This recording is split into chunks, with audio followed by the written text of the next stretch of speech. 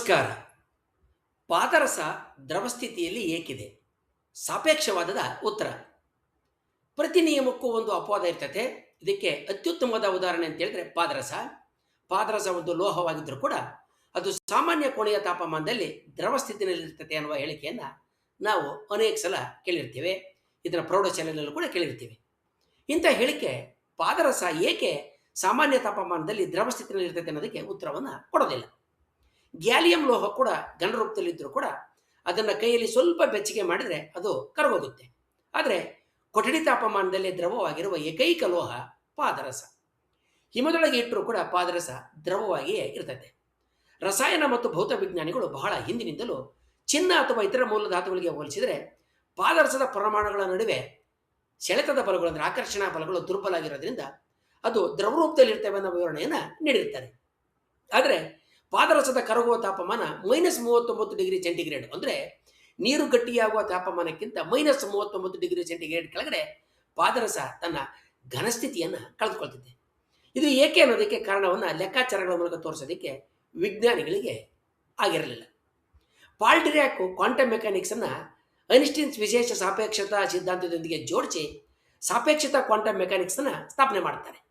ಇದು ಎಲೆಕ್ಟ್ರಾನ್ ಗಿರಿಕಿ ಅಂದರೆ electron spin, positron ಅಸ್ತಿತ್ವ, ಪರಮಾಣು ಘರ್ಷಣೆಗಳನ್ನು ವಿವರಿಸುತ್ತೆ.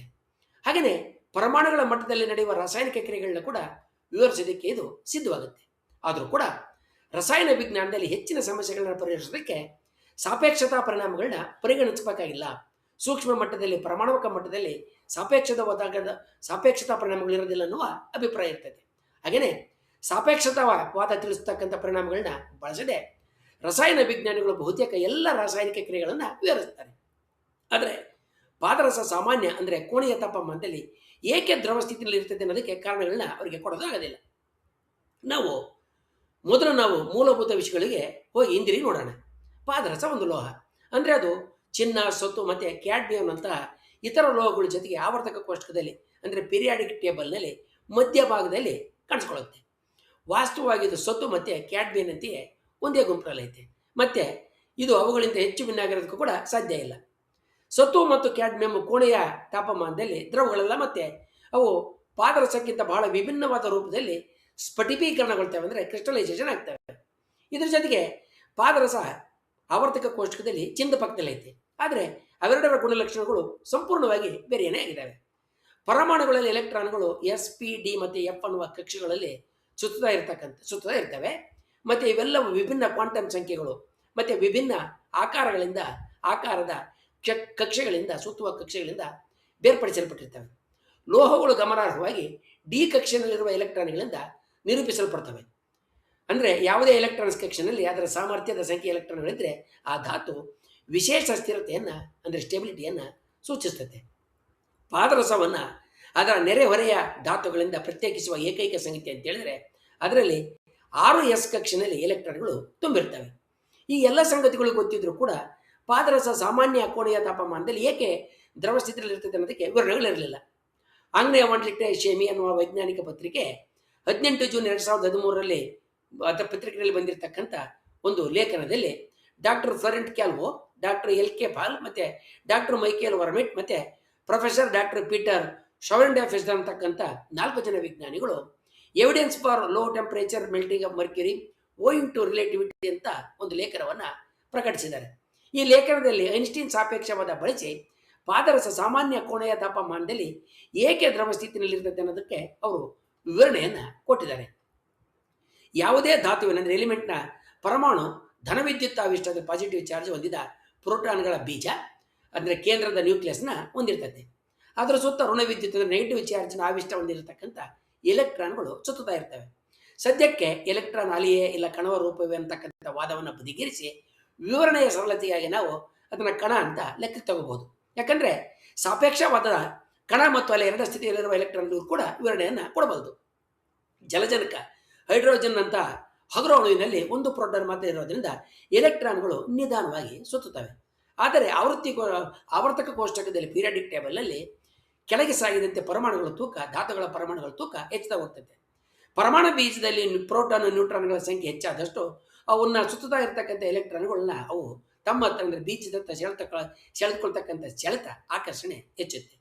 ಇಂಥ ಸ್ಥಿತಿಯಲ್ಲಿ ಬೀಜದೊಳಕ್ಕೆ ಬೀಳಿದೆ ಅಂದರೆ ನ್ಯೂಕ್ಲಿಯಸ್ ಒಳಗಡೆ ಬೀಳದೆ ಇರೋದಕ್ಕೆ ಎಲೆಕ್ಟ್ರಾನ್ಗಳು ಹೆಚ್ಚು ವೇಗವಾಗಿ ಸುತ್ತಬೇಕಾಗುತ್ತೆ. ಆಗ ಅವುಗಳ ವೇಗ ಬೆಳಕಿನ ವೇಗದ ಸಮೀಪಕ್ಕೆ ಸಾಗುತ್ತೆ. ಆದ್ದರಿಂದ ಎಲೆಕ್ಟ್ರಾನ್ಗಳ ದ್ರವ್ಯರಾಶಿ ಹೆಚ್ಚುತ್ತೆ. ಇದರಿಂದ ಎಲೆಕ್ಟ್ರಾನ್ ಬೀಜಕ್ಕೆ ಇನ್ನೂ ಸರಿಯಕ್ಕೆ ಸಾಗುತ್ತೆ. ಅಂದರೆ ಪ್ರೋಟಾನ್ ನ್ಯೂಟ್ರಾನ್ ಇರತಕ್ಕಂಥ ಕೇಂದ್ರದ ಹತ್ರ ಇನ್ನೂ ಹೆಚ್ಚಿಗೆ ಸಮೀಪಕ್ಕೆ ಹೋಗುತ್ತೆ. ಆದ್ದರಿಂದಲೇ ಎಲ್ಲ ಭಾರಧಾತುಗಳ ಪರಮಾಣುಗಳ ಗಾತ್ರ ಚಿಕ್ಕದಾಗಿರುತ್ತೆ. ಪಾದರಸದ ಪರಮಾಣು ಸಂಖ್ಯೆ ಅಂದರೆ ಅಟಾಮಿಕ್ ನಂಬರು 80. ಇದರ ಕೇಂದ್ರದಲ್ಲಿರುವ ಪ್ರೋಟಾನ್ಗಳ ಸಂಖ್ಯೆ ಹೆಚ್ಚಿರೋದ್ರಿಂದ ನ್ಯೂಕ್ಲಿಯಸ್ ಅಂದರೆ ಬೀಜದ ಆಕರ್ಷಣಾ ಶಕ್ತಿ ಬಹಳ ಬಲವಾಗಿರುತ್ತೆ. ಪಾದರಸ ಅತ್ಯಂತ ಒಳಗಿನ ಕಕ್ಷೆಯಲ್ಲಿರುವ ಎಲೆಕ್ಟ್ರಾನ್ಗಳು ನ್ಯೂಕ್ಲಿಯಸ್ಗೆ ಬೀಳದಂತೆ ತಪ್ಪಿಸಿಕೊಳ್ಳೋದಕ್ಕೆ ಬೆಳಕಿನ ವೇಗದ ಸುಮಾರು 58% ವೇಗದಲ್ಲಿ ಚಲಿಸ್ತಾ ಇರ್ತವೆ. ಐನ್ಸ್ಟೀನ್ ಅವರ ಸಾಪೇಕ್ಷತಾವಾದದ ಪ್ರಕಾರ ಒಂದು ವಸ್ತು ಅತಿ ವೇಗವಾಗಿ ಚಲಿಸಿದಾಗ ಅದರ ರಾಶಿ ಅಂದರೆ ಮಾಸು ಹೆಚ್ಚಾಗುತ್ತೆ. ಇಲ್ಲಿ ಎಲೆಕ್ಟ್ರಾನ್ಗಳ ವೇಗ ಹೆಚ್ಚಾದಂತೆ ಅದರ ದ್ರವ್ಯರಾಶಿ ಹೆಚ್ಚಾಗಿ ಅದು ನ್ಯೂಕ್ಲಿಯಸ್ಗೆ ಅಂದರೆ ಪ್ರೋಟಾನ್ ನ್ಯೂಟ್ರಾನ್ ಇರತಕ್ಕಂಥ ಬೀಜಕ್ಕೆ ಇನ್ನೂ ಹತ್ತಿರ ಆಗುತ್ತೆ.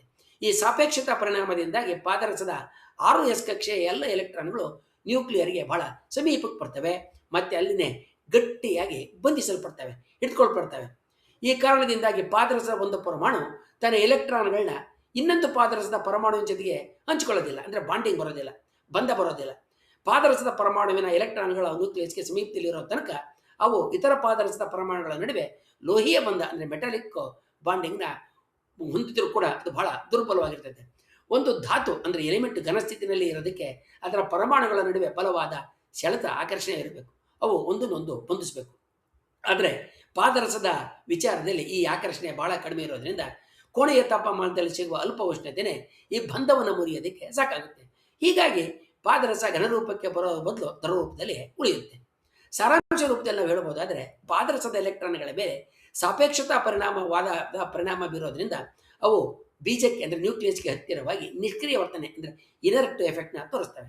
ಇದರಿಂದ ಪರಮಾಣುಗಳ ನಡುವೆ ಅಂದರೆ ಪಾದರಸದ ಪರಮಾಣುಗಳ ನಡುವೆ ಬಲವಾದ ಬಂಧ ಉಂಟಾಗದೆ ಪಾದರಸ ಕೋಣೆಯ ತಾಪಮಾನದಲ್ಲಿ ದ್ರವವಾಗಿಯೇ ಉಳಿಯುತ್ತೆ. ಮುಂದಿನ ವಿಡಿಯೋದಲ್ಲಿ ನಾವು ಇತರ ವಿಭಿನ್ನ ಗುಣಲಕ್ಷಣ ಧರ್ಮಗಳ ಸೋಜಿಗದ ಗುಣಗಳನ್ನು ಹೊಂದಿರುವ ಇತರ ಧಾತುಗಳ ಬಗ್ಗೆ ತಿಳಿಯೋಣ. ವಂದನೆಗಳೊಂದಿಗೆ.